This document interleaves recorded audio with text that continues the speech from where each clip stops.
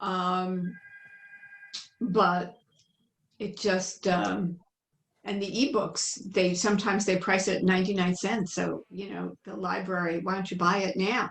Yeah. Instead of paying $9.95 times 1,000 books, or however many books, it's a lot of money. I think let's get started. What do you say? It's another intimate circle, which I like, Jocelyn. So we'll just go along with the flow. You Okay. start whenever you want. So I'll let everyone know a little bit about you. First of all, thank you everyone for joining us. And I'm looking forward to an interesting evening with Deborah. We're fortunate to have her here to talk about her memoir, Saturday's Child, which Kirkus Reviews called devilishly sharp, a masterful balance of psychological excavation and sumptuous description. And having read it, I wholeheartedly agree. Before becoming an author, Deborah was Chief Innovation Officer and brand leader for Elle Girl, Elle Decor, Metropolitan Home, and Elle Global Marketing. She also earned her professional coaching credentials and founded Skirting the Rules to help women reinvent themselves, and was recently at the library with a workshop on that topic. Deborah lives on Long Island with her husband, and her 3 children live nearby.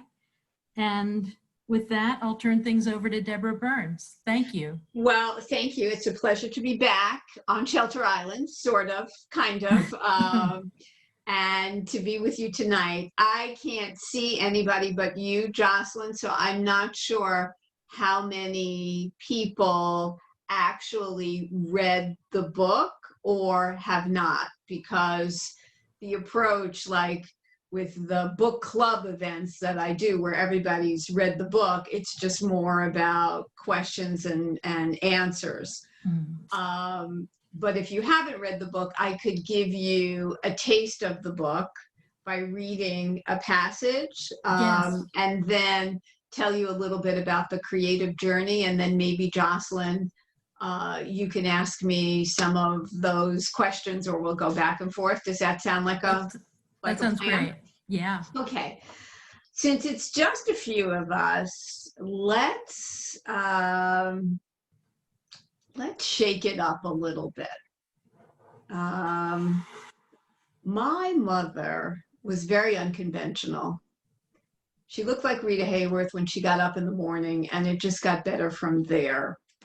And I was the only child of a goddess, and I danced around her pedestal my entire life.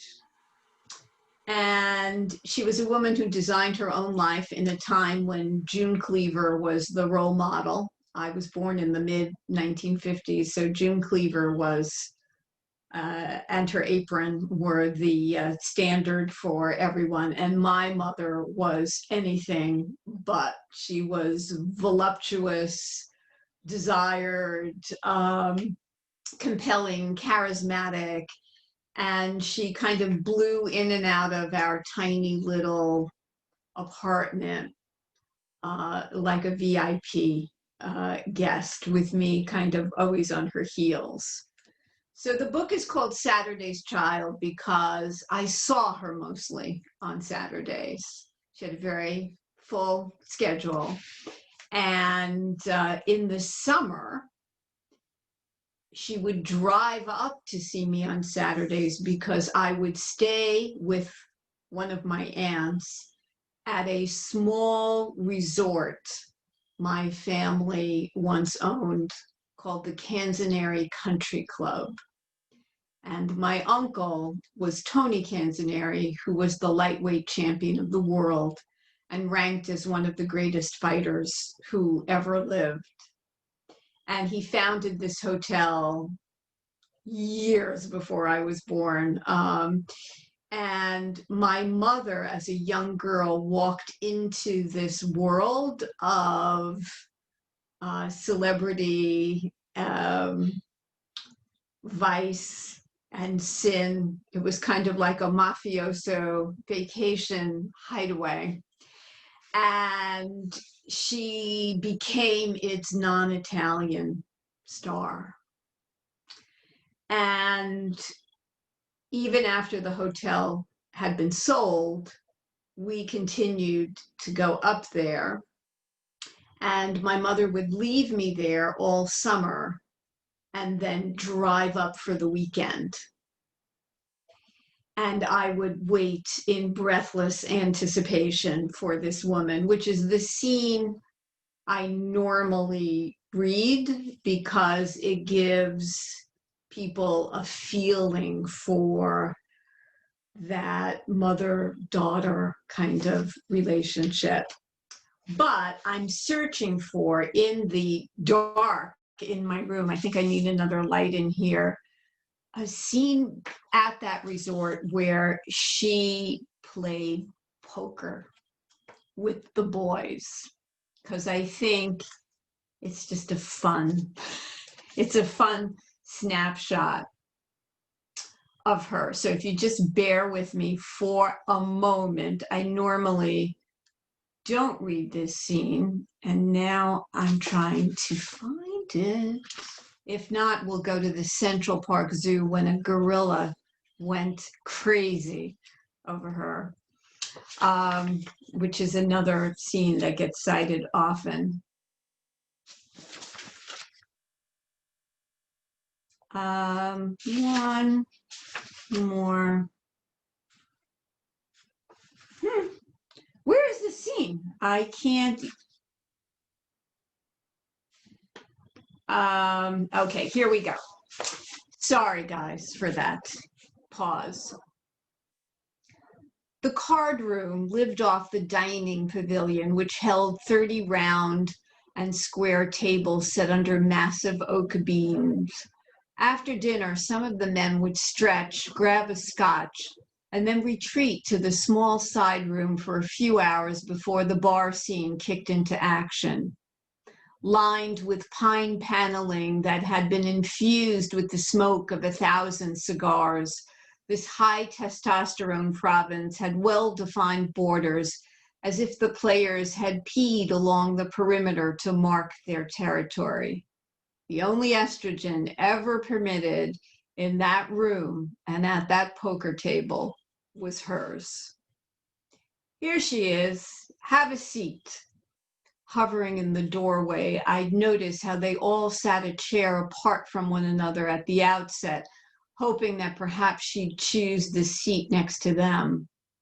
She would slink into a chair alongside one or the other, and whoever it was always looked down as if to conceal a grin that silently announced that he had already won.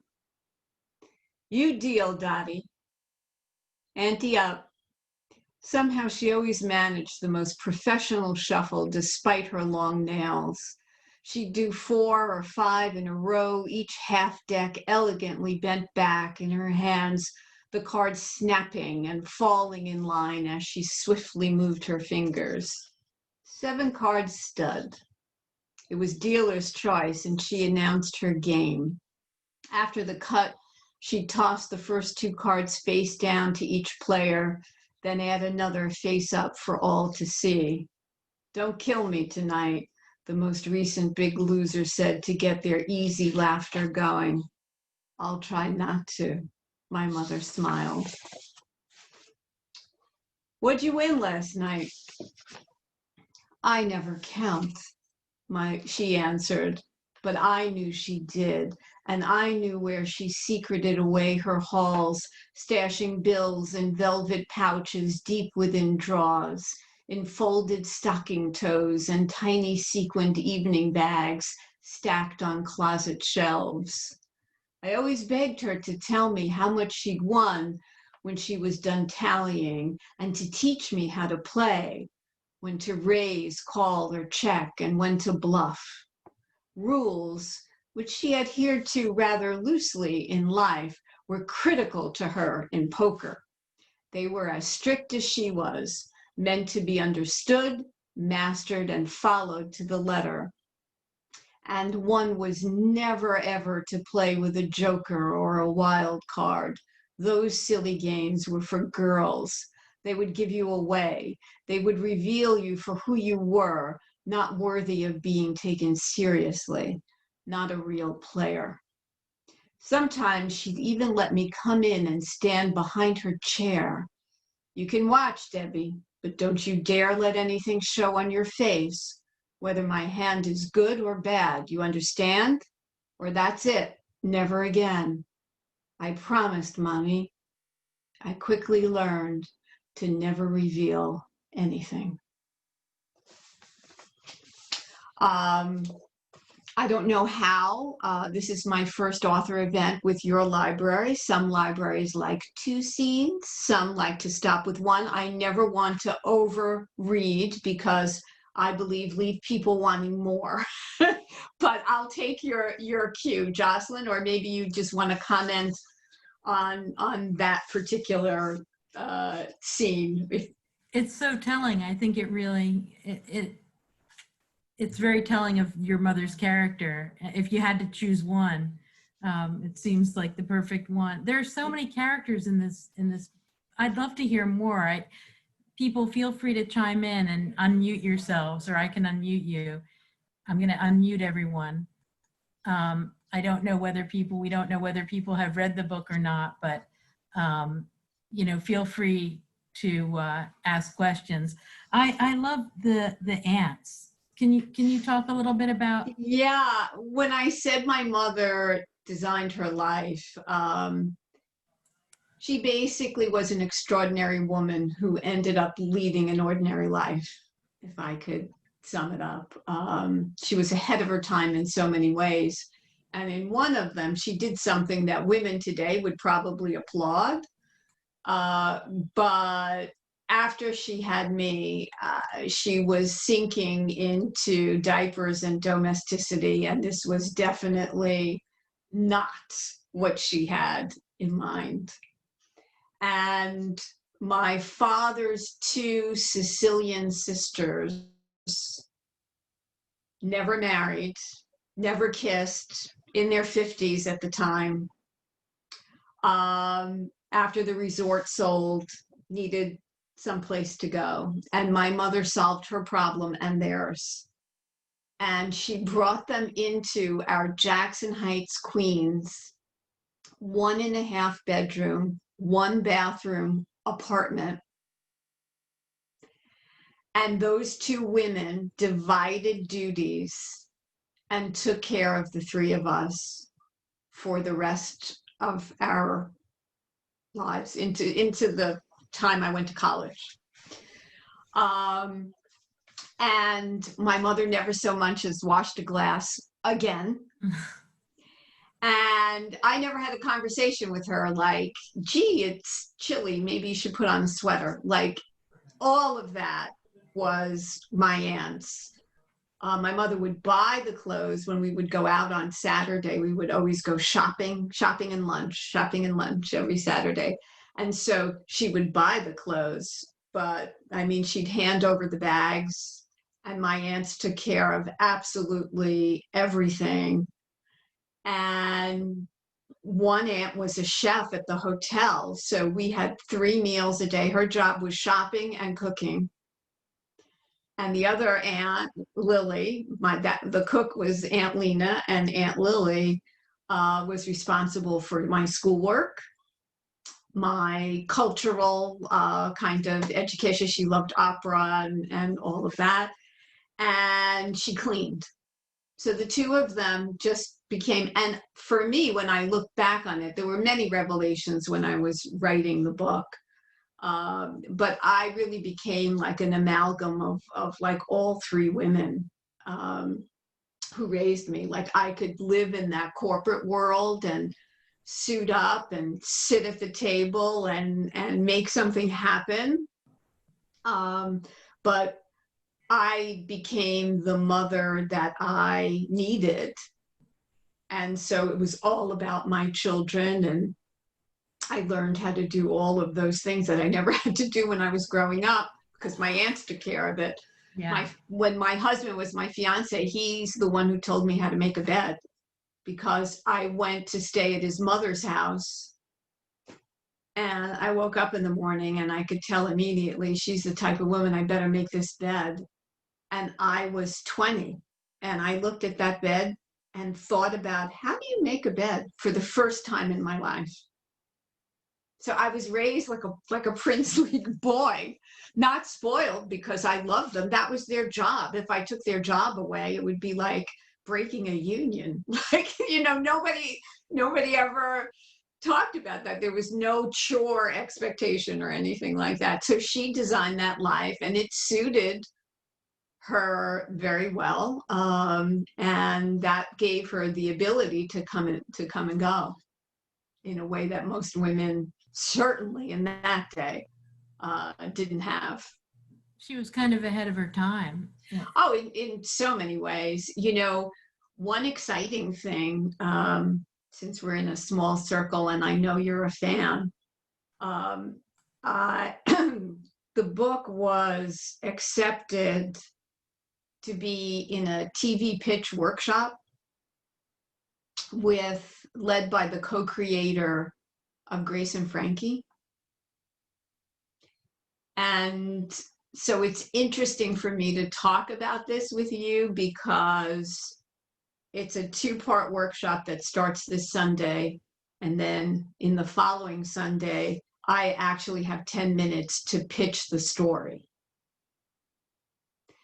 And it's finding that story, like what part of this would make for good TV, because the Hollywood Reporter did recommend it to be a movie or a series. And that's what helped me to get into this workshop. There's only 12 people, and I don't know how many hundreds of people, tried Wow.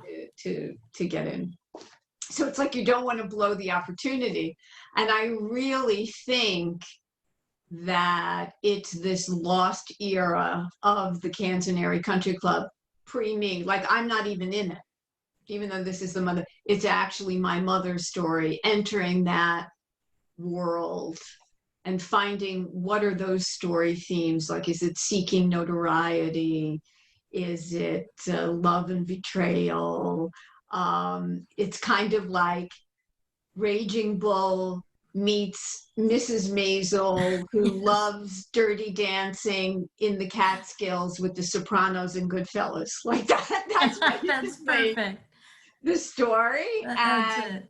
I think that I have to form it. But that, I think, is the story angle that I'll probably go with.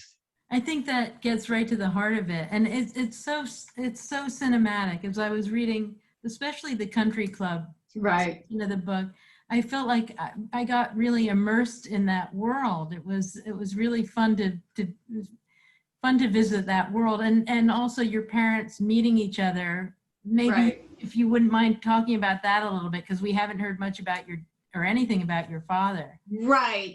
When you're writing something, with each chapter or each scene, you always have to ask yourself, what is the story that I'm telling? Mm-hmm. And the story that I'm telling is a mother-daughter story. And you can pick 10,000 scenes to choose from, but that's the filter. And at first, my father appeared even less, like in an early draft. Mm-hmm. But then I began to realize that I couldn't tell my mother's story without telling my father's, because of that intertwining and kind of changing the trajectory of her life when she walked in to his family's resort. And he became a much more sympathetic character. People always tell me, your father was he was a great guy. He was a nice guy, or he was such a creative guy. And he was. And in this process, I realized how much like him I actually am, because I spent so much time kind of chasing my mother, and always wanted to be like my mother, or more than be like her, look like her. That was the goal. And the pain of that goal was knowing that I was not, I could never be that. I could be adorable, I could be attractive, but I was a cross between my mother and my father. Like I was this close to winning the genetic lottery. And I lost a couple of numbers. I was a couple of numbers short. Um, but it gave me a very good sense of humor. Um, so I think it is um, that meeting with him that is going to be very early on in the pitch that I make.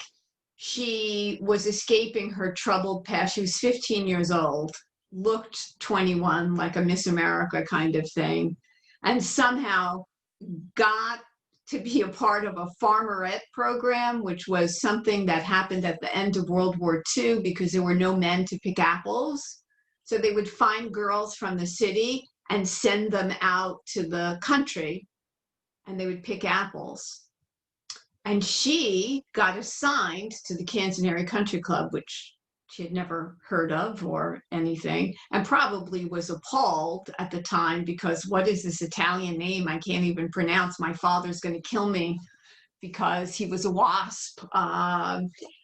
And she, apple picking, needless to say, was not for her.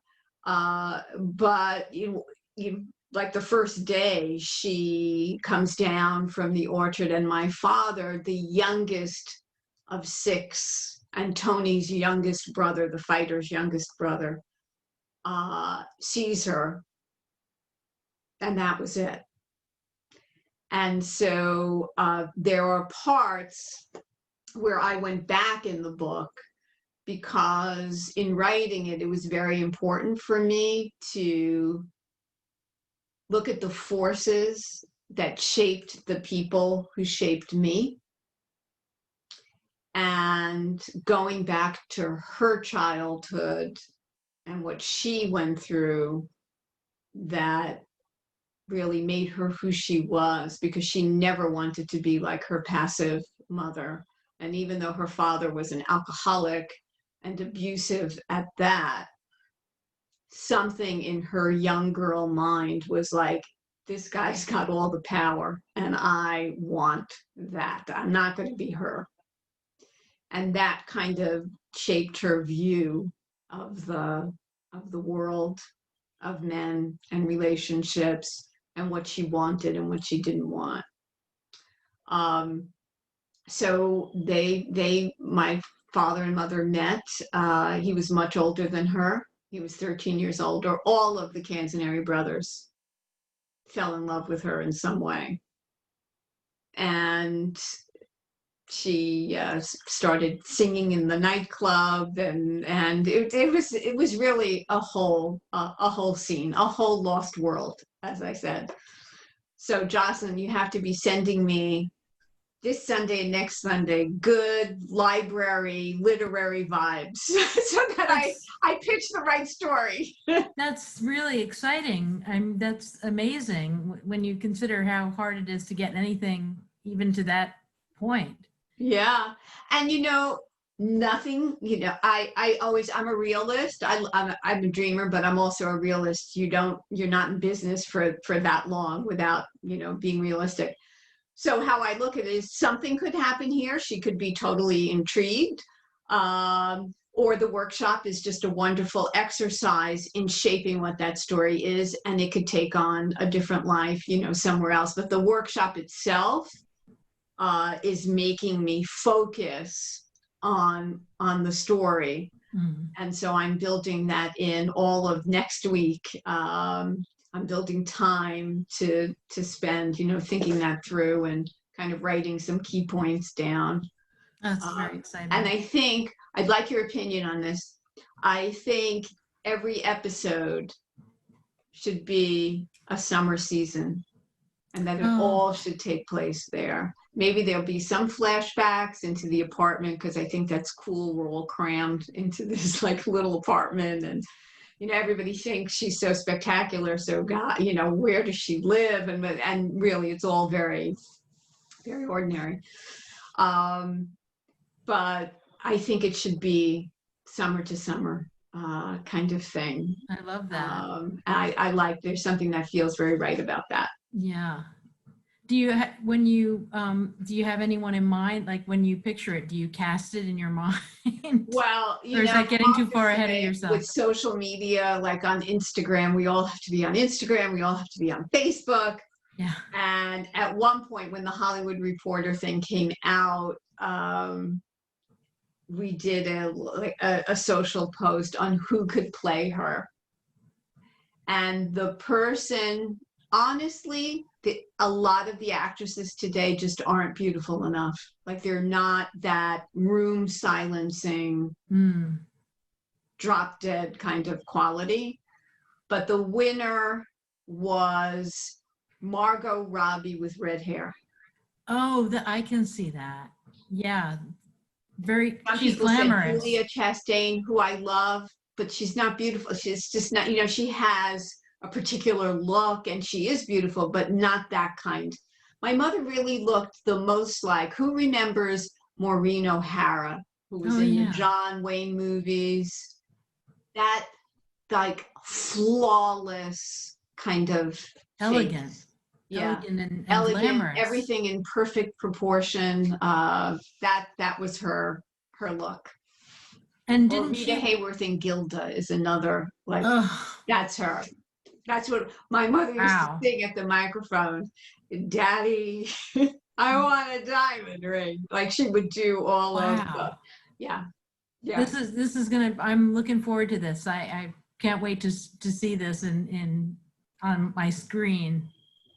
Well, one can only hope, but we'll see. We'll see what happens. There's a million ideas now and everybody's pitching, and it's so hard to even produce anything now because of the restrictions. So we'll see. Again, realistic. I think that's so exciting. Oh, who is that? Good. Someone chimed in. Yeah, I'm sorry. I had to fix my thing mute because my microphone wasn't enabled, but I've been listening. Oh, good. And I think that's so exciting. And you know what? It's so funny that you just said that with the Mrs. Maisel, because one of my favorite episodes of Mrs. Maisel is when they go to the summer camp upstate New York. The Catskills. Well, that is the Jewish Alps. So for years, like Dirty Dancing, the movie was made in the Jewish Alps of resorts like Kutcher's and, I can't even think of, there was another big one out there. Say that again? The Nevele, and there was... The Nevele was one, but there's an even bigger one. The Concord was another one. Yeah. And then there were the Italian Alps, smaller, eccentric, like places like Villa Roma in its day. Yeah. And the Cantonary Country Club, because Tony was so famous at the time, like I'm sure Frank Sinatra was up there. Jerry Lewis was a friend of Tony's. So, and then, the guest register had a lot of aliases. There were the mob guys used to dump their wives there for the summer and then come up on the weekends. I think you should use that pitch. Like, I like what you said about the summers, like returning every summer. You like that? Okay, good feedback. Thank you. Yeah. Because I think it's such a visual thing, and also it's such a flashback to things that people don't do anymore, and a lot of people love that. Right. I agree. Thank you. Thanks for that validation. that world doesn't exist anymore, really. It's not really. No. Having been to Kutcher's Country Club at the end of its days, I can tell you that that was a different world. Yeah, toward the end, I mean, it got sadder. Yeah. But in its heyday, I mean, it was incredible, and that's what Mrs. Maisel was able to capture. And of course, Susie walking around with the plunger was just, I don't know if everybody's a Mrs. Maisel fan, but crazy. I'm going to watch that episode again just to see how they kind of stretch out all the details, when they arrive and the boys that are hopping to unload the car and like all of these things. I'm gonna watch it again and kind of take notes. Yeah. And that's the fun part of creating something. Creating something, writing a book was the most torturous, hardest work in a career of hard work I've ever done. And I'm actually finishing my next book, which is a total departure from this, which Jocelyn knows about. Actually, I'm a little hoarse today because I did a 2-hour authorize it workshop this afternoon. Like it ended 2 hours ago. Um, uh, and after I finish this book, when people ask me, you know, what are you writing next? And it's like, I haven't recovered from this one. I'm not thinking. And it's so tedious and torturous. But there are moments that are fun. And the fun moments are when you're almost at the end and you're editing. So everything that you're just touching is just making things better. The story is there. It's all structured. Nothing's moving. And all you're doing is reading it aloud and making each sentence like better and better and better. And that is kind of like, there's nothing like that. That's great. And this kind of thing, because there's an excitement, like I wake up every day. Sometimes I have to take like something to sleep because my mind is so full of thoughts and ideas, but it keeps you excited and I don't know. I don't want to, maybe I shouldn't have said anything because we're miles away from anything actually happening. We'll keep it amongst ourselves. Yeah, but thank you. But it's just fun. I think the inspiring part of it is that, and what I try to convey when I did the Skirting the Rules at the library, is to stay open to possibility. You need to be there. You need to be present. You need to be working at moving something forward every day. And then sometimes like something just hits and you have to cast kind of this wide net of thoughts and ideas, like fish with a net, never with a pole. And then little things end up coming back in, and one shell, and that leads one place. And so if something were to happen here, I know I'm going to have a busy week because things have to be edited on my second book, and I'm teaching these workshops from it. But I know I'm going to allow time and space and no wine, because then I can't be at my best, to just try to make this 10-minute, whatever's going to come out of my mouth, as formed as possible. You heard it here first. Shelter Island rocks. Is it okay to mention, Kristen, that you're an author too? Of course it is. Kristen, tell me. I'm also just published a memoir myself. It's called The Butterfly Promise, and I will be the Shelter Island guest on Friday, November 6th. So that's why when I saw that you had written a memoir and I just love the subject matter, I said, oh, I need to tune in and just like, you know, learn about you and your book. Yeah, and honestly, since you're at the starting gate of this, just listening to other authors and familiarizing yourself with the format, because this format is like so many others. Maybe you'd have a moderator or not, but, you know, getting yourself, just like I'm immersing myself in rewatching Mrs. Maisel and listening to Shonda Rhimes' masterclass on TV pitching, you know, all of that. You know, that you're at the stage. But I think I've heard of your book. Who is are you She Writes Press? Is that where I heard about it? I don't know. Are you self-publishing it or do you have a publisher? No, I self-published it, and it came out like 7 weeks ago. So I'm still in the initial stages of it. But I was curious, I wanted to ask you, Because you mentioned before that you had done an audiobook. How did you do that being in COVID? Well, this book came out pre-COVID, so I did it pre-COVID. So, Oh, okay. but I learned a lot from that, and I wouldn't do it the same way that I did it.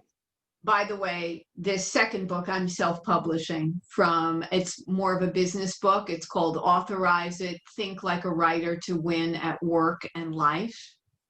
And it marries my business background with this creative journey that showed me things I never fully realized before, having written a book. Yeah.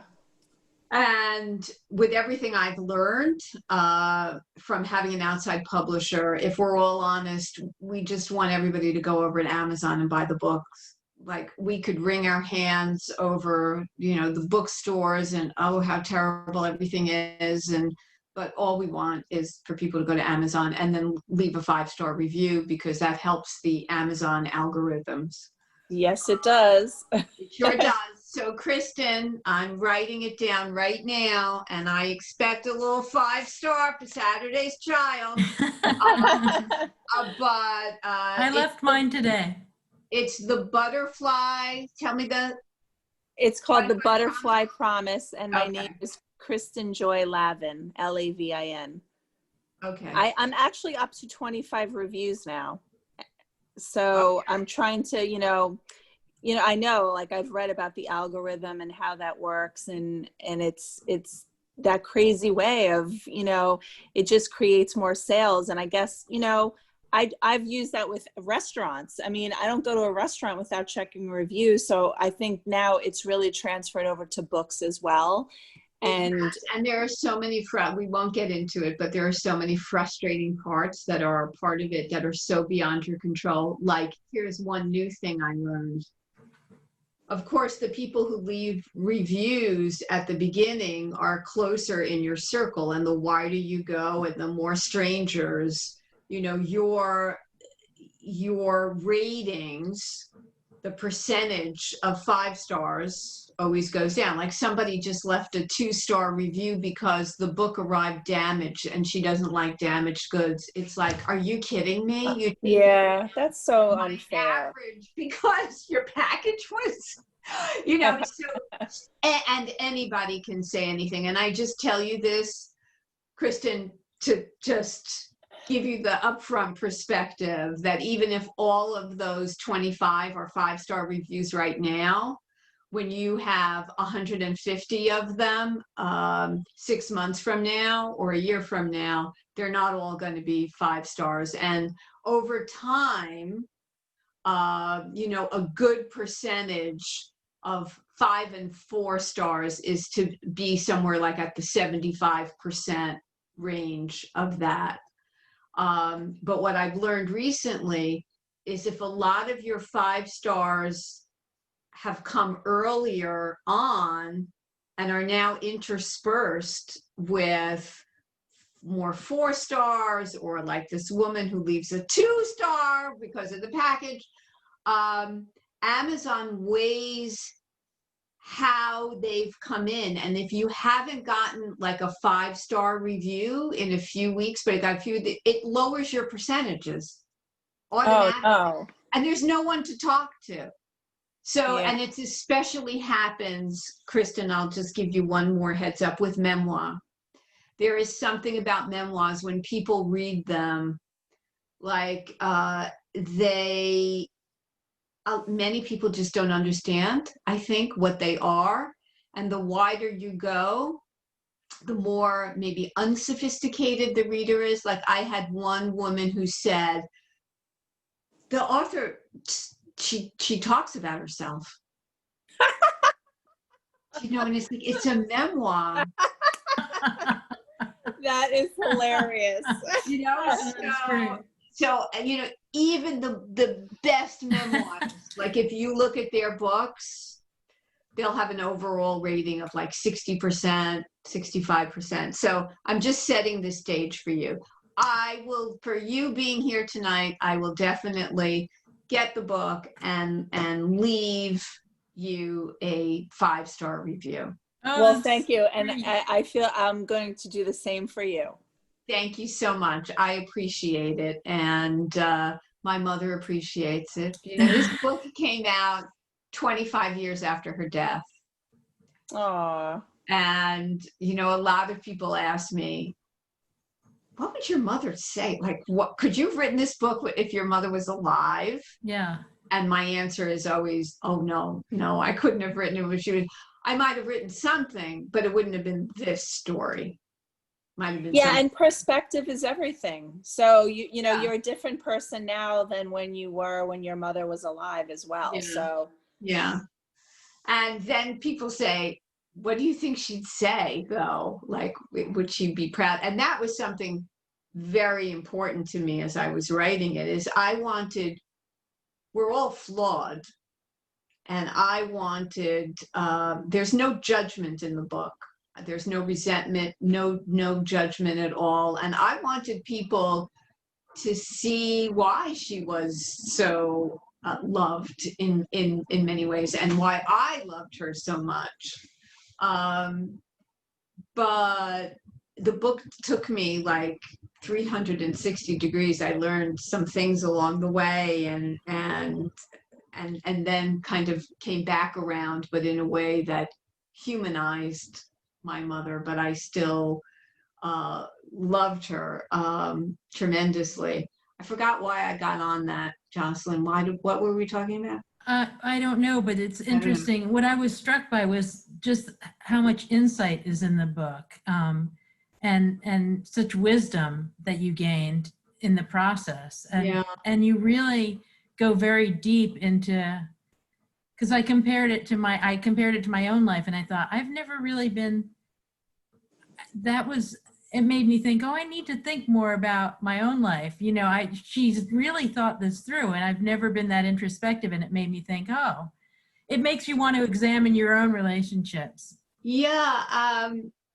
Yes, is really all I could say to that. I mean, I got some revelations that had I not written the book, I still would be living under different assumptions. Mm. And so much of our thoughts are controlled by stories that we perceive to be true, but may not be true. Yeah.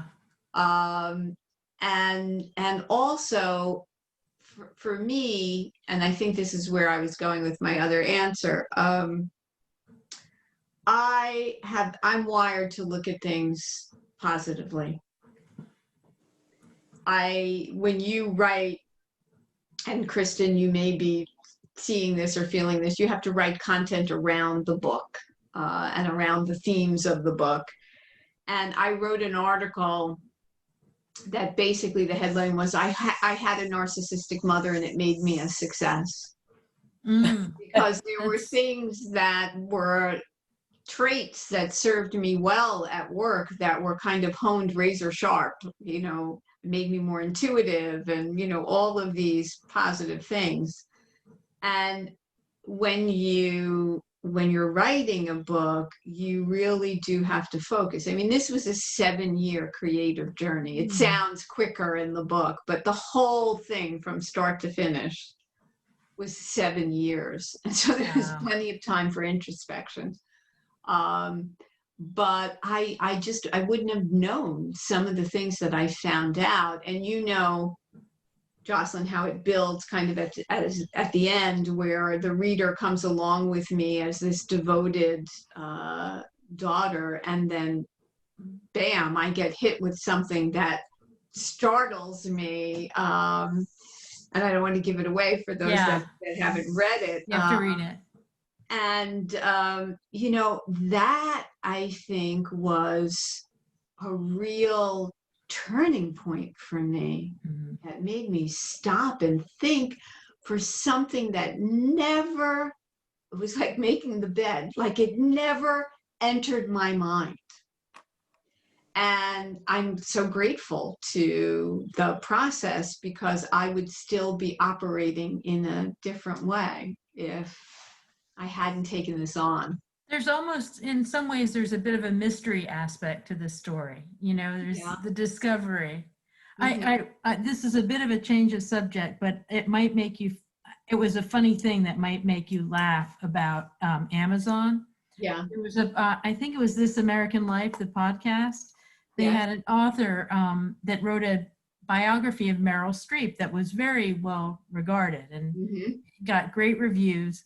And but the author was reading his bad reviews, and there were 1-star reviews and 2-star reviews mixed in with the 5 stars. Right. So he decided, okay, well, if they don't like this book, what do they like? What did they give 5 stars to? And so he looked at one woman's, and she gave 5 stars to a cupcake stand. And she gave his book 2 stars, but she gave a pink cupcake stand 5 stars. I'm not making that up. So it made him laugh. I mean, I think it put things in perspective for him. So you have to see what else they do like. Yeah, for sure. And you really learn, authors all have to learn, once you put it out there in the world, anybody can say anything about it. Mm-hmm. Yep. And it's a very hard, it's very hard.